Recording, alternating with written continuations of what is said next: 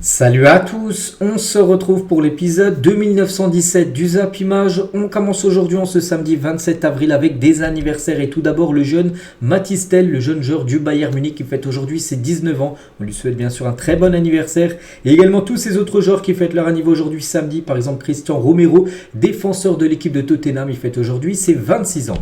On continue, on va parler maintenant de tout ce qui s'est passé lors de la soirée hier soir et on commence tout d'abord en Espagne, en Liga, la Real Sociedad contre le Real Madrid et c'est le Real Madrid qui s'est imposé. Petite victoire, mais une victoire qui donne 3 points de plus au Real Madrid. Donc un but de Arda Güler, première fois qu'il commence titulaire cette saison, un match. Et voilà, deuxième but pour lui, il avait déjà marqué cette saison un but. C'est son deuxième but, mais premier but on peut dire en tant que titulaire. Donc buteur à la demi-heure de jeu Arda Güler. Donc voilà, félicitations au Real Madrid, félicitations à Arda Güler par rapport à son but. Donc les statistiques de la partie, donc ça a été un match plutôt, on va dire plutôt serré. Regardez, à Real Sociedad, les gars, plus de tirs, 9 tirs contre 5 pour le Real Madrid. Les tirs cadrés, 3 tirs cadrés pour les deux équipes. Ça aurait pu être match nul, ça aurait pu tourner en faveur de la Real Sociedad, mais ça a tourné en faveur du Real Madrid sur une de ces, 3 tirs cadrés. Une a fini au fond défilé, la frappe de Arda Güler. Et du coup, au classement, ça donne quoi? Ça donne tout simplement que la Liga est pliée. On le savait déjà depuis pas mal de semaines. On a été encore plus sûr, on va dire, dimanche dernier avec la victoire du Real face au Barça. Et là, voilà, 14 points d'avance du Real Madrid sur le FC Barcelone. Le Barça jouera après-demain, ils joueront lundi soir, le Barça. Donc en gros, il manque plus que 4 points pour le Real Madrid pour valider tout simplement ce titre de champion d'Espagne. Donc si par exemple, je sais pas, le Barça perd par exemple lundi soir contre l'équipe de Valence, il ne resterait plus qu'un point au Real Madrid. Donc ça pourrait être lors du prochain match contre Cadix. Donc voilà, c'est imminent, on peut dire, le titre de champion d'Espagne du côté de Madrid. On revient nous sur Arda Güler, donc il a été élu MVP, meilleur joueur du match. Bon, logique, il a marqué l'unique but du match et pour la première fois en Liga. Arda Güler est titulaire, déjà c'est un événement parce que c'est pour ça qu'il avait un petit malaise du côté du Real parce que lui va avoir du temps de jeu et Ancelotti ne donnait pas le temps de jeu qu'il souhaitait. Et vu que là il y a un match important pour le Real contre le Bayern à mardi, donc c'est pour ça qu'il a fait énormément tourner lors du match hier, puis c'est pour ça qu'il a pu jouer et il a été bon bien sûr avec un but. Donc félicitations bien sûr au jeune Turc, on peut voir là sa célébration bien sûr lors de ce match hier du côté de San Sebastián, ce stade de la Real Sociedad. Et Arda Güler les gars en 60 minutes de jeu en Liga, il a marqué déjà 2 buts, donc voilà. C'est pas mal bien sûr comme statistique pour le jeune Turc. Arda Güler toujours avec lui. Donc tout d'abord j'aimerais féliciter mes coéquipiers et remercier Carlo Ancelotti de m'avoir donné l'opportunité de jouer aujourd'hui. Je suis très heureux d'avoir marqué et d'avoir gagné. Il a également dit le Real Madrid est le meilleur club du monde et marquer un but est l'une des meilleures sensations. Je suis très heureux d'être ici. Et c'est vrai que son match les gars, donc il a joué 67 minutes de jeu hier et donc voilà, il finit avec un but. 15 passes réussies sur 16 tentées, 2 dribbles réussis sur 3 tentés. 3 longues passes réussies, c'est en gros des transversales, les 3 ont été réussis, 2 plaquages, je ne sais pas trop c'est quoi, plaquage, peut-être récupération de ballon, je ne sais pas, et 5 duels remportés sur 10 tentés, donc voilà un match très complet bien sûr de la part du jeune Arda Güler. On va parler aussi d'Eder Militao parce que Militao, il a joué le match entier et on peut peut-être penser qu'il pourrait peut-être tenir sa place de titulaire mardi face au Bayern Munich parce qu'on sait que ça faisait longtemps qu'il n'avait plus joué. Donc Militao à propos de son retour après plus de 258 jours. La dernière fois où il avait été titulaire, c'est remonté à 258 jours, c'était en tout début de saison, parce qu'il a été blessé, on sait. Militao, donc il a joué le match entier, 38 passes complétées, 5 duels gagnés, 2 dégagements de la tête, 2 récupérations, un tir bloqué, donc il est de retour tout simplement. Militao qui a produit vraiment une belle partie hier. Et c'est vrai que je l'ai dit, le Real Madrid a beaucoup fait tourner Carlo Ancelotti, bon plutôt logique, on savait de toute façon avec ce match contre le Bayern, la Liga quasiment acquise, qu'il allait donner plus de temps de jeu aux joueurs qui jouent moins. C'est avec des joueurs comme Toni Kroos, comme Rudiger, comme Jude Bellingham, comme Vini Junior, comme Lunin. Normalement des titulaires indiscutables du côté du Real, mais ils ont tous commencé sur le banc, voilà, pour faire tourner bien sûr. Et malgré ça, même avec l'équipe B, on peut dire l'équipe des remplaçants, mais ils ont quand même gagné le match hier 1-0. Le Real Madrid. On va parler de Vini Junior. Donc il a commencé sur le banc, il est rentré en cours de jeu. Et Vini les gars, il a disputé son 258e match pour le Real Madrid ce soir et atteint le nombre de matchs de Gareth Bale du côté du Real Madrid. Donc voilà, les deux sont à 258. Donc le prochain match de Vini, donc normalement contre le Bayern, il aura un match de plus sur le joueur gallois. Lui, voilà, qui aura 258 matchs dans son histoire au Real. Et du côté de la Real Sociedad, rapidement concernant cette équipe, donc avant le match entre la Real Sociedad et le Real Madrid, David Silva a été honoré par tout le stade et les deux équipes. La Real Sociedad lui a même permis de faire partie de la photo d'équipe avant le début de la rencontre parce que c'est une légende là-bas du côté de la Real Sociedad. Il a longtemps joué dans cette équipe. Hier, il était l'invité d'honneur, on peut dire. David Silva qui a fait une longue carrière aussi à Manchester City, par exemple. Donc voilà, un joueur tellement sous-coté. Donc voilà, ça fait plaisir d'avoir de ces nouvelles. Donc voilà ce qu'elle va dire sur les deux Real hier qui se sont affrontés avec le Real Madrid, bien sûr, qui prend une sacrée option pour gagner la Liga. Aujourd'hui, au programme du côté de la Liga. Donc voici les rencontres. Gérone contre Las Palmas à 14h. Il y aura Almeria Retafe, Alaves Celta. Et ce soir, l'Atlético Madrid contre un autre Atlético, l'Atlético Bilbao. Donc l'Atlética, c'est ça qu'on dit pas Atlético, on dit Athletic Bilbao. Donc voilà le gros programme en Liga aujourd'hui, samedi. Du côté de la Liga, il y avait une rencontre hier, Montpellier contre le FC Nantes. Donc 2 buts inscrits très rapidement dans le match. Au bout de 7 minutes de jeu, il y avait déjà un partout. Et après, le score n'a plus bougé. Adams, buteur au bout de 2 minutes de jeu côté Montpellierin. Et Ablin a égalisé 5 minutes après la 7e. Donc après, bon, il n'y a plus de but, mais il y a plutôt des cartons rouges, surtout pour Montpellier. Mine Carelli, 91e. Et Nordin, en toute fin de match, 95e minute de jeu. Bon, carton rouge totalement mérité. Nordin, je vais vous montrer ce qu'il a fait juste après. Bref, un partout. Donc bon, ça fait les affaires, peut-être, je ne sais pas de quelle équipe. Bon, Montpellier est quasiment, on peut dire, maintenu. Et Nantes, ils prennent quand même un bon point à l'extérieur. Un point qui va compter beaucoup, bien sûr, pour rester du côté de la Ligue 1. Donc Nantes aurait même pu mériter, enfin, j'ai pas vu le match, les gars, mais ils auraient peut-être mérité mieux. Avec 15 tirs. 5 tirs cadrés, ils ont marqué un but. Les gars, Montpellier, c'est seulement une frappe cadrée. Ils ont marqué l'unique but, la frappe cadrée au bout de 2 minutes de jeu de Adams. Mais Nantes a mérité peut-être la victoire hier lors de cette rencontre. Et la joie des Montpellierins après le premier but d'accord Adams après 6 mois sans marquer, c'est fou. Il avait commencé très fort la Ligue 1. Il avait marqué pas mal de buts lors des 3, 4, 5, 6 premières journées de Ligue 1. Puis après, ça a été la disette totale. Ça faisait 6 mois qu'il n'avait pas marqué le moindre but. Accord Adams. Il a été buteur hier au bout de 2 minutes de jeu. Ça lui fait du bien, bien sûr, pour la confiance pour cette fin de saison de Ligue 1. Et bon, il a été, Nantes a égalisé 5 minutes après grâce à Mathis Ablin. Et c'est vrai que sur ces 4 derniers matchs, il a marqué 3 buts. Donc un but hier contre Montpellier, il avait marqué contre Lyon et contre Nice lors de ces 4 derniers matchs. Donc un joueur en forme, on peut dire, du côté des Canaries.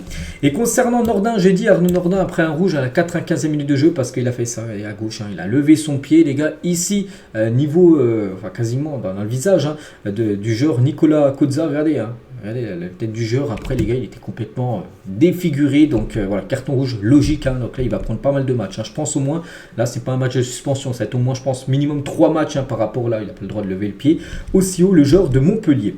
Et toujours sur cette rencontre, donc la Mosson, donc le stade de Montpellier, était plein hier soir. Donc 3e meilleure affluence de la saison pour Montpellier. Donc il y avait pas mal de monde dans les tribunes, on peut dire, de cette équipe de Montpellier Hérault. Le programme aujourd'hui en Ligue 1, une rencontre, c'est le Paris Saint-Germain contre l'équipe du Havre. On en parlera tout à l'heure parce que ça peut être le match du titre en cas de victoire pour le Paris Saint-Germain. A noter qu'il y a une journée de Ligue 2, par exemple Saint-Etienne-Caen à 15h, puis après un gros programme à 19h avec par exemple, c'est pas une équipe bien classée, chercher la Géocère qui est leader. Ils doivent jouer lundi, s'ils ne jouent pas aujourd'hui, on pense que c'est lundi. Sinon, en équipe bien classée, je sais pas, Saint-Etienne. Et je cherche Angers, ou Angers qui est 2e, quand même, il se déplace à Paris FC. Donc voilà, gros programme du jour du côté de la Ligue 2. On va parler rapidement du National parce que là, on arrive vraiment sur la fin. Il ne reste plus que 3 journées du côté du National. Et hier, il y avait un match hyper important parce qu'on sait Red Star ils vont monter et qui va accompagner Red Star, soit Niort ou Martigues. Et du coup Martigues, les gars, prend une sacrée option parce qu'ils ont gagné 3-1 du côté de Niort hier. Donc ça, c'est pas du tout une bonne nouvelle pour Niort, les gars, qui du coup ils se sont fait dépasser. Regardez, Martigues, les gars, avec leur victoire maintenant prend 1 point de plus sur Niort. Donc voilà, c'était le match à ne pas perdre pour Niort, même un nul, ils étaient toujours devant avec 2 points d'avance. Et là du coup Martigues passe devant. Donc Martigues, s'ils gagnent leurs 3 derniers matchs, se joueront en Ligue 2 la saison prochaine. Donc voilà, concernant bien sûr ce match hyper important, c'était une confrontation directe bien sûr entre 2 équipes qui pouvaient monter. Donc avantage bien sûr à Martigues, mais c'est pas fini, il reste encore 3 journées, tout peut arriver. Et concernant Niort, vu qu'ils n'ont pas gagné, les gars, du coup c'est officiel, le Red Star est champion de national. Ça va déjà la semaine dernière. Malgré la défaite, ils avaient perdu contre Dijon, mais qui montait en Ligue 2. Mais là, c'est sûr, ils sont sûrs de finir en première position, vu que Niort a perdu hier. Donc, premier trophée en carrière d'entraîneur pour Habib Beye. Donc, c'est la 3e fois de leur histoire que le Red Star est champion de national, donc 3e division française. Donc, leur saison en chiffres, donc une belle saison, bien sûr, 18 victoires, 8 matchs nuls et seulement 4 défaites, donc 2 contre Dijon. Bon, je dis comme Dijon parce que je suis énormément cette équipe, donc voilà, on a quand même battu 2 fois l'équipe qui monte la saison prochaine en Ligue 2. Donc voilà, félicitations bien sûr à cette équipe de Red Star. On va parler aussi d'un match complètement fou, c'est entre Nancy et Le Mans. Donc regardez le score final, les gars, 6-3 pour Le Mans, les gars, il y a eu 9 buts de la rencontre. Un scénario fou, donc il y a 2-0, 2-2, c'est monté à 4-2, voilà, un scénario complètement fou. Donc la victoire de Le Mans 6-3 du côté de Nancy. Tous les autres résultats bien sûr de cette journée, Dijon qui s'est imposé 3-0 contre Gaulle FC. Donc le classement, ça donne quoi? Ça donne Red Star sur antenne. Donc restez en plus, ils n'ont même pas joué hier, ils joueront lundi, hein, donc voilà, ce sera la fête, hein, parce qu'ils sont sûrs de finir premier et sûrs de monter. Donc du coup Martigues maintenant il n'y en a que deux qui montent, il n'y a pas de play-off, il n'y a pas de troisième qui joue contre le quatrième, non, c'est les deux premiers qui montent, c'est tout. Donc voilà, Martigues un point de plus sur Niort, hein, donc il ne reste plus que 3 matchs, on a 31 matchs à jouer, il y en a 34 en tout, donc tout peut arriver bien sûr, hein. Et concernant de Villefranche jusqu'à Cholet, bon Cholet je crois qu'ils sont déjà quasiment relégués, donc attention, hein, parce qu'il y a beaucoup de descentes, il y a 6 descentes quand même en National 2 la saison prochaine. Une équipe qui a une National 2 qui monte en National et c'est officiel, c'est l'US Boulogne, est promu en National en un an après avoir failli chuter en National 3 avec un des meilleurs publics de N2 entièrement mérité, donc ils ont fini, enfin ils sont champions, hein, parce qu'en National 2 c'est très compliqué en montant en National, il faut finir premier de son groupe et c'est sûr, ils sont sûrs de terminer en première position et du coup ils montent en National la saison prochaine, l'équipe de Boulogne. On quitte la France, direction l'Angleterre, on va parler pas de la première ligue, il n'y avait pas de match hier, mais plutôt de la Championship et c'est officiel les gars, on a parlé ces derniers jours, c'était très proche pour Leicester, ben c'est fait. Leicester est de retour en première ligue, les Fox sont assurés de terminer au moins deuxième de Championship, donc voilà, s'ils sont au moins deuxième, donc ça veut dire qu'ils sont sûrs de monter, hein, c'est les deux premiers qui montent après un système de play-off, hein, pour la troisième place. Donc voilà, Leicester retrouve hein, bien sûr la première ligue, hein, ils avaient descendu la saison, cette saison là, puis ils font le bac, ils remontent directement on peut dire en première ligue, ça fait plaisir, hein, bien sûr que Leicester, hein, cette équipe qui a gagné le championnat quand même de première ligue en 2016, hein, est de retour dans l'élite, hein. Et on va parler juste de Jamie Vardy, il a quand même 37 ans, hein, il aurait pu quitter le club l'été dernier quand ils sont descendus, hein, il aurait pu dire ouais je vais aller ailleurs, hein, pour finir ma carrière, non il est resté. Et il a quand même marqué 16 buts cette saison. Bon, c'est vrai que c'est plus un titulaire indiscutable. C'est un joueur souvent qui rentre en cours de jeu, un super sub, mais 16 buts. Donc voilà, félicitations à Leicester. Donc ils sont promus, ils n'ont pas joué hier, mais surtout ils ont appris que Leeds, les gars, les troisièmes, en gros, ils ont perdu contre Queen Park Rangers. Et du coup, voilà, sans jouer, Leicester est quand même sûr de monter en première ligue, hein. Donc Leeds, voilà, ils sont même deuxièmes. Donc voilà, vu qu'ils ont perdu, ils sont sûrs d'être au moins dans les deux premières positions, Leicester.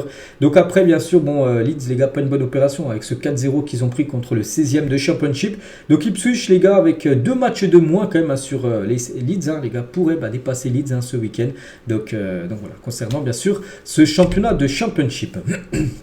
On quitte l'Angleterre, direction l'Allemagne. Il y avait un match hier, Bochum contre Hoffenheim et c'est Bochum, hein, qui s'est imposé. Regardez le nombre de tirs, hein, 35 tirs, hein, 13 tirs cadrés, 3 buts, c'était serré, mais voilà, 35 tirs, hein, c'est énorme quand même.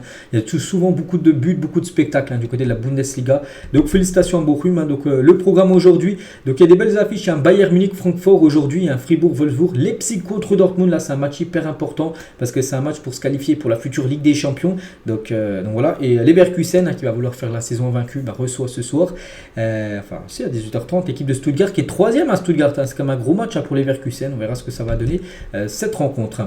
Du côté de la Serie A, Frosinone contre la Salernitana, donc c'est un match de mal classé, c'est Frosinone, hein, qui prend une belle option pour se maintenir, on peut dire. Donc déjà la Salernitana, c'est fini les gars, 3-0, voilà, c'est officiel, la Salernitana est reléguée en Série B, donc club de Benoît Costil, Guillermo Ochoa, Jérôme Boateng ou même Boulaïdia.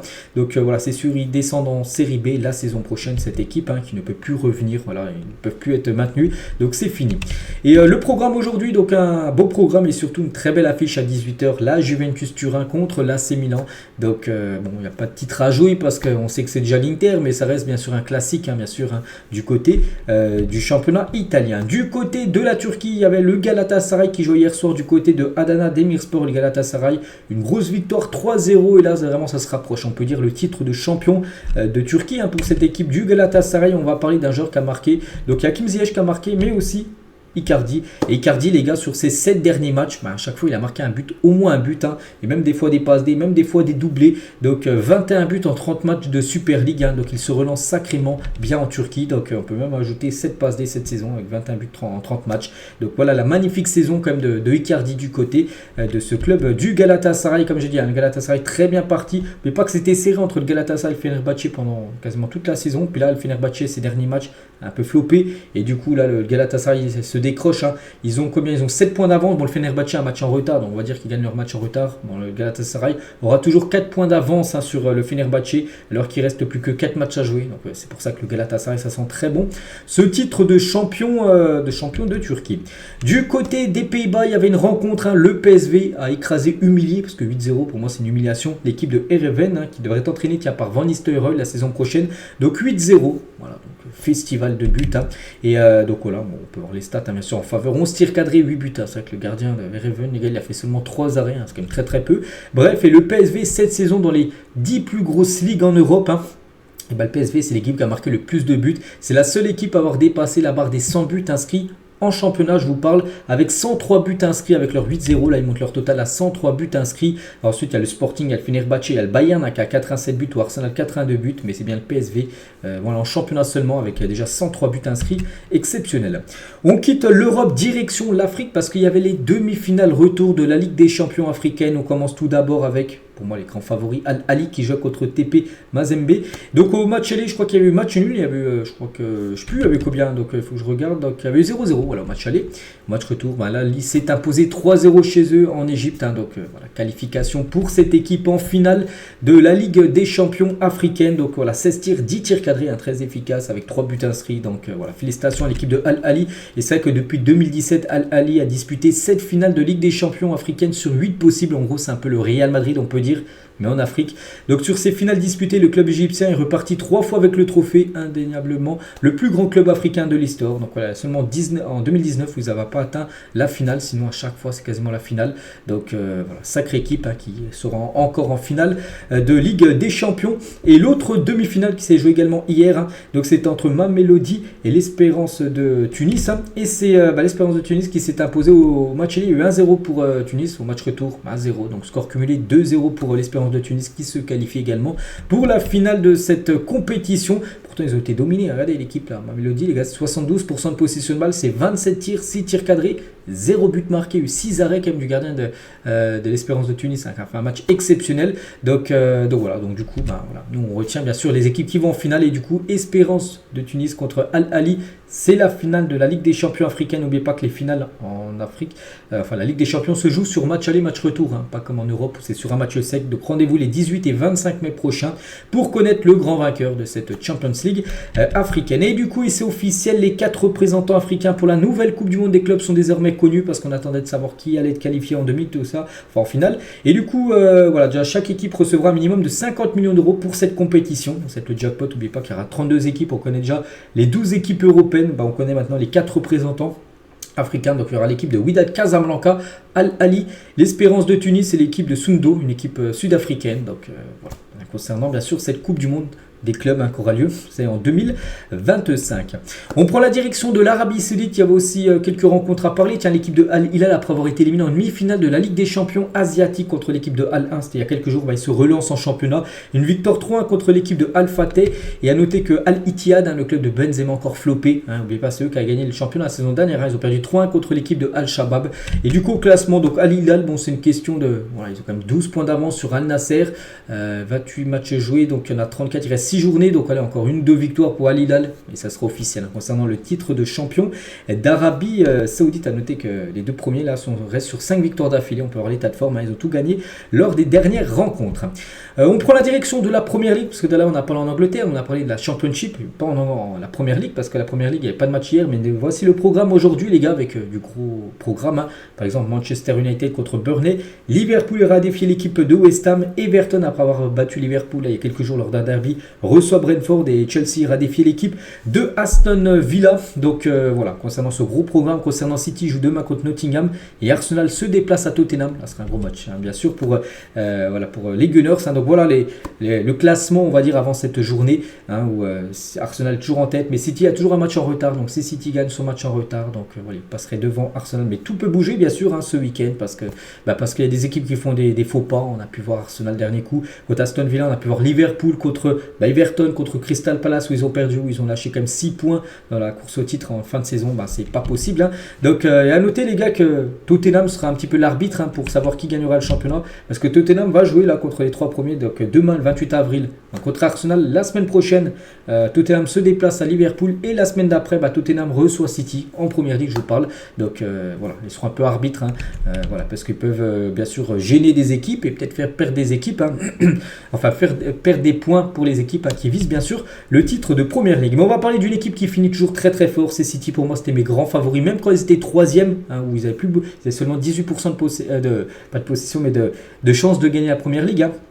parce qu'ils avaient floppé un peu il y a à peu près un mois, mais j'ai dit pour moi c'est les grands favoris, et c'est vrai les gars, regardez en 2019, 14 victoires consécutives pour remporter la Ligue avec 98 points, en 2022 invaincu lors des 12 derniers matchs, 9 victoires, 3 défaites, du coup ils avaient fini tellement fort qu'ils avaient été passés devant tout le monde, en 2023 12 victoires consécutives pour décrocher le titre, et en 2024 série là de 18 matchs sans perdre, donc 14 victoires, 4 matchs nuls, souvent ils finissent très très fort l'équipe de City, et souvent ils passent devant tout le monde en toute fin de saison, et c'est le plus important en fin de saison parce que c'est là la fin de saison où bien sûr on désigne le vainqueur de la compétition.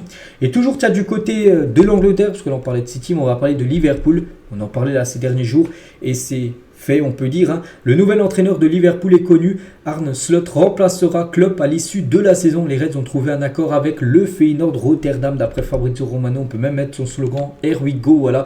Concernant Arne Slot, on avait parlé beaucoup d'entraîneurs, Xabi Alonso, il y a Ruben Amorim qui avait été ciblé, il y avait plein de noms qui avaient été ciblés, mais du coup c'est bien lui les gars, enfin ça sera lui le futur coach de Liverpool, le coach néerlandais, coach du Feyenoord Rotterdam cette saison, donc voilà. Il va remplacer Klopp parce qu'on sait que Klopp officiellement dit qu'il allait prendre une année sabbatique la saison prochaine. Normalement, il n'y aura pas de Klopp. Et Klopp valide à la piste Arne Slot pour le remplacer. Il a dit j'aime la façon dont son équipe joue au football. S'il est l'homme de la situation, je serai plus qu'heureux. C'est le meilleur club du monde. Celui qui me remplacera aura le meilleur job du monde. Donc voilà ce qu'il a pu dire en conférence de presse hier, Klopp, avant le match de Liverpool aujourd'hui contre West Ham. Donc en gros, voilà, il dit que c'est l'entraîneur parfait pour lui succéder du côté du banc de l'équipe de Liverpool. Et les stats de Arne Slot, qui est peut-être quelqu'un de peu connu, mais bon, maintenant on va entendre beaucoup parler de lui, vu qu'il va entraîner quand même Liverpool. Donc en tout, c'est 145 matchs du côté du Feyenoord pour 94 victoires, 27 matchs nuls, seulement 24 défaites. Donc oui, le bilan est très bon. Donc il a gagné le championnat d'Eredivisie, c'était la saison dernière. Il a gagné la Coupe des Pays-Bas 2024 et donc en finale de la Conference League 2021-2022. Donc voilà, son palmarès, on peut dire, son bilan en tant que coach du côté de Feyenoord. Donc voilà, maintenant il lui souhaite bonne chance du côté. C'est pas encore officiel, mais bon, voilà, c'est quasiment fait le rigot de Fabrizio Romano, donc on lui souhaite bonne chance bien sûr du côté des Reds. Et du coup, 3 des plus grands clubs de Première Ligue auront un look similaire sur la ligne de touche, en gros des entraîneurs un peu chauves, parce que voilà, Arne Slot est chauve, donc en gros Arne Slot du côté de Liverpool chauve, Pep Guardiola du côté de City chauve, et du côté de Manchester United, Erik Ten Hag, même si Ten Hag, je pense qu'il va quitter bien sûr l'équipe de Manchester. On annonce beaucoup Thomas Tuchel, les gars, sur le banc de Manchester United, pour le remplacer l'été prochain.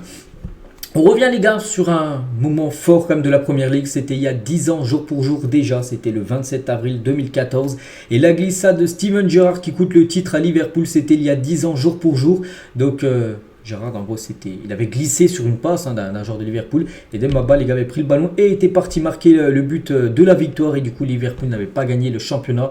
Par rapport à ça, s'il y aurait eu nul ou une victoire, ils auraient été bien sûr, ils auraient certainement gagné le championnat. Donc voilà, c'était il y a 10 ans jour pour jour, la glissade de Gerrard avec le but de Dembaba. Tiens, avec toujours les jours pour jour, on casse le temps en deux, mais cette fois-ci il y a 5 ans jour pour jour en arrière. Le Stade Rennais battait le PSG en finale de Coupe de France, une victoire au tir au but 6-5. Les Bretons n'avaient plus rien gagné depuis 1971 et Rennes avait gagné cette Coupe de France 2019. Donc ça faisait 48 ans en gros qu'ils n'avaient pas gagné le moindre trophée. Donc c'était il y a 5 ans, jour pour jour, bien sûr. Cette finale, n'oubliez pas qu'il y a eu la demi-finale entre le PSG et Rennes, où le PSG, on peut dire, a pris sa revanche. On peut dire 5 ans après, le PSG est qualifié. Donc là, contre Lyon, ça sera dans un peu moins d'un mois la finale, le 25 mai prochain. Il y a 5 ans, toujours, jour pour jour en arrière, donc Ronaldo devenait le premier joueur de l'histoire à passer le cap des 600 buts marqués en club. Félicitations bien sûr à Ronaldo, c'était du côté de la Juventus qu'il avait inscrit 600 buts, bon en plus avec ceux qu'il avait marqué bien sûr avec le Real, avec Manchester United et avec le Sporting. N'oubliez pas qu'aujourd'hui les gars, grosse rencontre du côté de la Ligue des Champions féminine et Stamford Bridge est officiellement complet pour la demi-finale de la Ligue des Champions féminine entre Chelsea et Barcelone, a annoncé le club, donc parce que il y a la demi-finale retour, n'oubliez pas que Chelsea est parti s'imposer la semaine dernière 1-0 du côté de Barcelone, énorme résultat, ça faisait 5 ans que les joueuses du Barça n'avaient pas perdu à domicile et du coup ils ont perdu, donc là Chelsea reçoit le Barça pour le match retour, donc plus de place à vendre, tout a été vendu bien sûr pour cette demi-finale. N'oubliez pas que l'équipe qui ira en finale affrontera soit Lyon, soit le PSG en finale de Ligue des Champions féminine. Stefano Pioli, bientôt libre de l'AC Milan, pourrait rejoindre l'équipe de Naples. Des discussions sont prévues dès la fin de son contrat avec une offre de 2 ans à 3 millions d'euros annuels. Donc parce que cet entraîneur de l'AC Milan, les gars, va être viré. Voilà. Je ne cache pas, il va le virer. Je vois beaucoup d'infos concernant.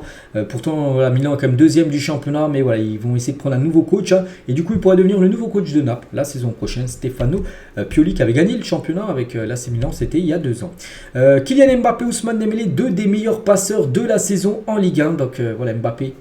Deuxième meilleur passeur avec 7 passes D, meilleur buteur bien sûr du championnat de Ligue 1. Et Dembélé est le meilleur passeur de la Ligue 1 avec 8 passes décisives. Une photo de Vini Junior avec Rafael Nadal, hein, donc un champion de tennis, grand fan de football, grand fan du Real Madrid. Il était par exemple présent dans les tribunes lors du Classico la semaine dernière entre le Real et le FC Barcelone. On va parler de Léo Messi encore, jamais été éliminé en phase de groupe d'un tournoi au cours de toute sa carrière en club et en pays, que ce soit avec le Barça ou avec l'Argentine. Jamais en gros il a été éliminé, on peut dire. Chaque fois, en gros, il s'est qualifié au moins pour les huitièmes. Voilà, Léo Messi, donc que ce soit avec le Barça ou bien sûr avec son équipe de l'Argentine.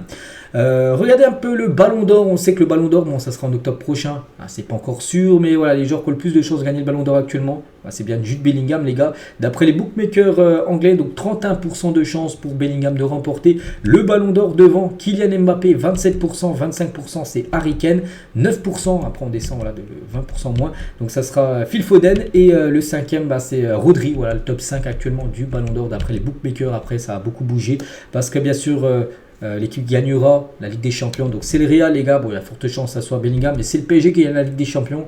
Il y a de fortes chances bien sûr que ça sera Mbappé. Si le Bayern gagne la Ligue des Champions, il y a de fortes chances que ça soit bien sûr Harry Kane qui gagne, hein, bien sûr ce Ballon d'Or, même si la Bundesliga n'est pas remportée. Il y a l'Euro aussi qui va coter beaucoup avec la Copa América.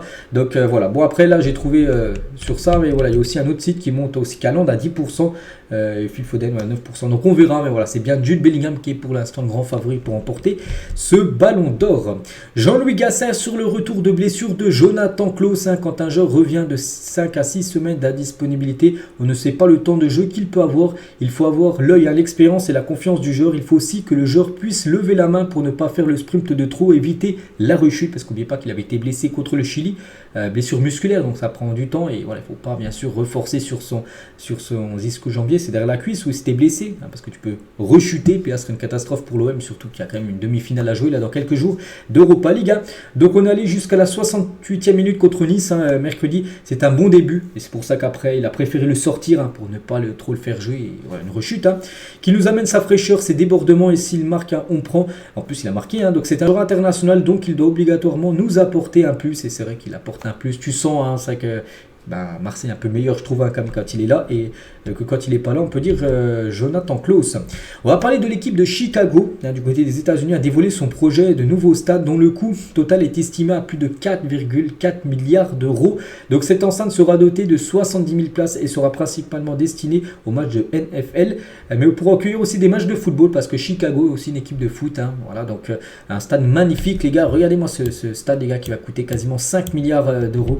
Donc voilà, pour avoir des matchs de football américain, pour avoir des matchs par exemple de basket ou de football, de soccer, hein, comme ils appellent ça du côté des États-Unis. Donc il va être sublime bien sûr, hein, ce stade du côté de Chicago. Peut-être un jour on verra, je sais pas, des équipes européennes, hein, par exemple lors de la pré-saison, hein, par exemple un Classico Real Barça, un match amical en pré-saison pourra peut-être se jouer dans cette magnifique enceinte.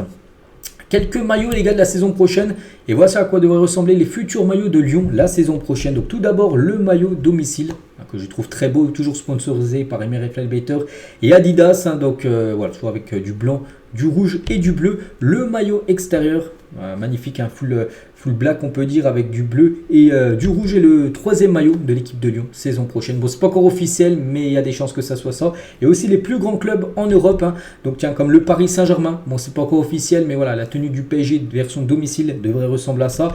La tenue complète de l'Atlético Madrid version à chaque fois domicile, hein. Donc là l'Atlético Madrid, le FC Barcelone, que je trouve très beau leur maillot, hein, domicile saison prochaine, le Real Madrid. On peut voir aussi la tenue complète de l'équipe de Arsenal. Liverpool, hein. On peut voir également Liverpool, mais pas, ils vont passer je crois avec Adidas, hein, d'ici 2 ou 3 ans, j'en ai parlé il y a quelques jours. Chelsea les gars, le maillot de Chelsea avec les chaussettes blanches et le short bleu, hein. Manchester City, leur maillot, hein, normalement saison prochaine. le maillot du Bayern qui va beaucoup changer parce que cette saison par exemple le Bayern avait un peu de rouge, du rouge et du blanc. Là ça sera full rouge on peut dire pour le Bayern que je trouve très beau. Alors maillot domicile, saison prochaine ou par exemple celui de la Juventus Turin sans sponsor parce que pour l'instant ils ont tous les sponsors. La Juve pour l'instant on ne sait pas ce sera qui leur sponsor saison prochaine. Donc c'est que c'est un sponsor, il est quand même sublime. Le maillot de la Juventus Turin. Officiel, voici l'équipe type FC 24 de la saison en première ligue parce que là vous savez sur FUT pour ceux qui y jouent encore les gars, vous savez qu'il y a les TOT comme chaque année en fin de saison c'est les TOT. Donc voici les meilleurs joueurs de cette saison bien sûr du côté de la première ligue avec les notes bien sûr exceptionnelles avec Haaland, Van. Bon je ne vais pas citer tous les joueurs mais bon on peut voir tous ces joueurs monstrueux bien sûr avec des notes monstrueuses. Je cherche pour voir c'est un joueur français, je cherche Saliba, tiens Saliba bien sûr, il y a qui d'autre un joueur français, il n'y en a pas d'autres je crois.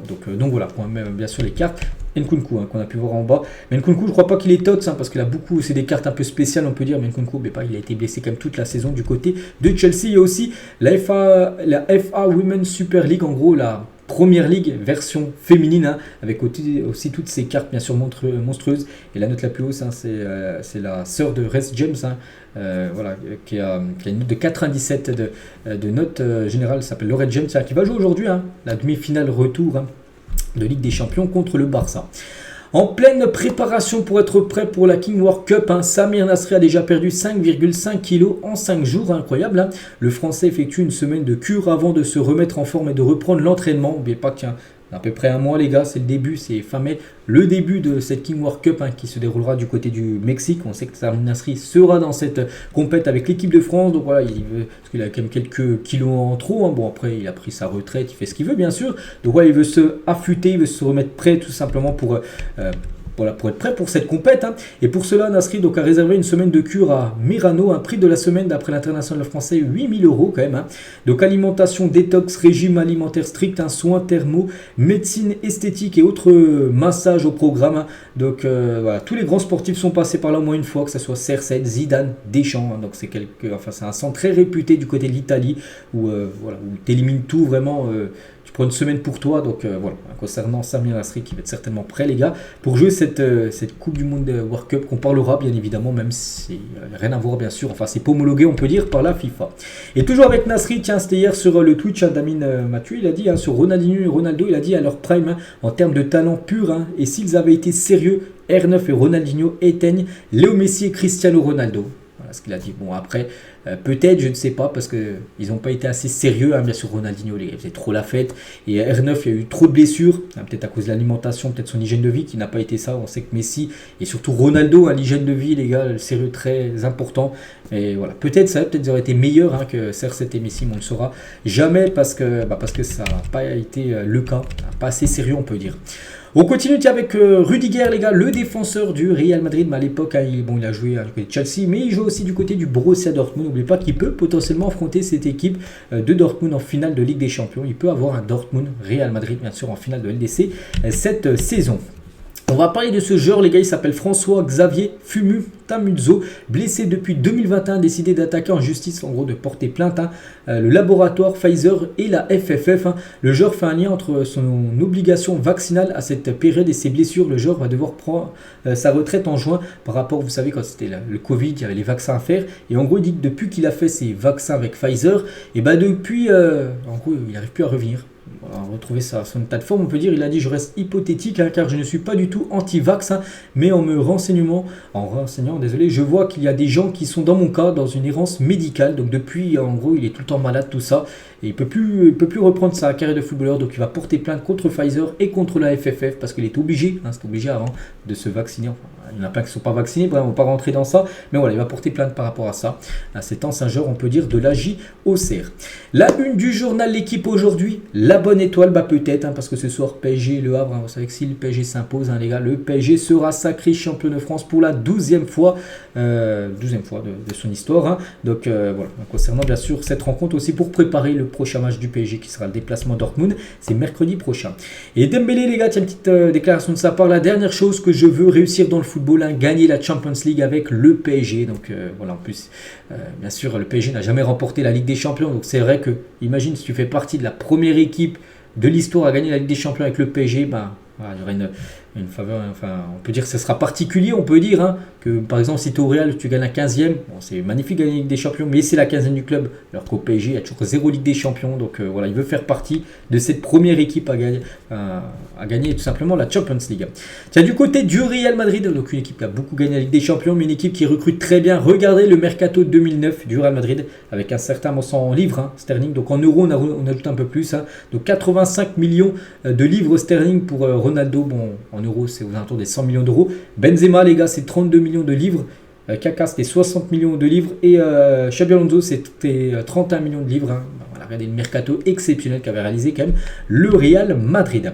Officiel, la liste des villes qui vont accueillir les Bleuets, donc l'équipe de France Espoir, durant cette année 2024. Donc il y aura des matchs, 2 matchs à Toulon, il y aura un match à Bayonne, il y aura un match à Nancy, à Lorient, à Orléans, par exemple, à Valenciennes. Donc voilà, concernant les matchs de l'équipe de France Espoir. Ça chauffe, tiens, entre un genre de l'équipe de France Espoir et le Real Madrid, les gars, c'est l'Eni Euro. Donc il y a plusieurs clubs, hein, je sais qu'il y a le Real, le PSG et Chelsea, mais pour l'instant, et depuis quand même pas mal de semaines qu'on en parle les gars, c'est bien le Real Madrid hein, qui est en tête hein, par rapport à la signature de l'Eni Euro. On parle un peu moins souvent de lui qu'à une époque, hein, mais Dybala réalise une nouvelle énorme saison du côté de l'AS Roma les gars, donc 26 matchs complets à peu près, hein, donc 15 buts et 10 passes D les gars pour ce joueur, hein, il est en fin de contrat l'été 2025, donc dans un an on peut dire, ça peut faire une belle piste hein, bien sûr, hein, donc n'oubliez pas que Jaël avait quitté libre hein, l'équipe de la Juve pour arriver à l'AS Roma, et c'est que c'est un joueur voilà, qui est un très bon joueur parce que voilà, il a encore des stats magnifiques, hein, Dybala. L'OM se prépare encore à tout changer, regardez l'équipe, ils ont envoyé cet article on peut dire, avec des points, donc en vert ils vont rester, en orange ils pourraient partir en gros, en jaune ils devraient rester et en rouge ils vont partir. Donc voilà, on peut voir tous les joueurs, je sais pas, je prends au pif, il y a Pape Gueye les gars en rouge, il va quitter Marseille parce qu'il est en fin de contrat, il n'a pas voulu prolonger, donc il va bien quitter Marseille, je crois même qu'il pourra la Villarreal, il y aura même un accord entre Pape Gueye et Villarreal. Jean Onana aussi devrait quitter le club et Correa, hein, qui a été prêté par l'Inter, il va partir, hein, il va retourner à l'Inter Milan. Donc les joueurs qui vont rester, Mumbagna les gars, Faris Mumbagna pourra rester, Rongier, on peut avoir Murillo ou même Quentin Merlin, et des joueurs qui pourraient partir, hein, Verretou, Jonathan Klaus, on ne sait pas, Chancel Mbamba, donc voilà, concernant du côté de Marseille où ça va être encore un mercato bien sûr, on peut dire un très agité. Et on finit les gars aujourd'hui avec Jérôme Roten hein, qui recommande de voir Djamel Belmadi évoluer au poste d'entraîneur de l'OM la saison prochaine. N'oubliez pas qu'il a été licencié par l'Algérie, hein, enfin de la sélection algérienne, donc il a dit hein, il faut un entraîneur à poigne hein, du côté de Marseille, qui a de la personnalité, qui arrive à dire merde aux médias, aux supporters quand ils lui mettront la pression. Quand tu parles de Conceição, oui, il n'a peur de personne, mais il y a un autre entraîneur, hein, Belmadi, qui a fait de très belles choses avec l'Algérie. Il a joué à l'OM et est attaché au club. Hein. Il a été décrié avec la Coupe d'Afrique, mais peut-être hein, qu'il veut reprendre un club dans un projet comme ça. Il n'y a peut-être pas besoin de lui vendre un grand bouleversement d'effectifs. Donc en gros, Jérôme Roten dit que ce serait l'entraîneur parfait, parce qu'oubliez pas que Jean-Luc Gasset, les gars, fin de saison, c'est fini. Un nouveau coach va arriver à Marseille. Et en gros, Roten conseille en gros à Marseille de prendre Belmadi qui est libre actuellement voilà, pour entraîner l'OM. On sait que voilà, c'est un entraîneur voilà, qui parle vraiment, il va pas de main mort, des fois on peut dire en conférence de presse, donc ça peut être un entraîneur qu'il faut peut-être hein, pour l'équipe de Marseille. Il me fait penser un petit peu à Sampoli hein. Donc on verra, parce que Marseille a aussi d'autres pistes comme Paulo Fonseca. Donc voilà les gars, tout ce qu'il y a à dire aujourd'hui, j'espère que ça vous a plu. On se retrouve demain bien sûr, hein, demain dimanche hein, pour le prochain numéro. Je vous souhaite une très bonne journée et à demain.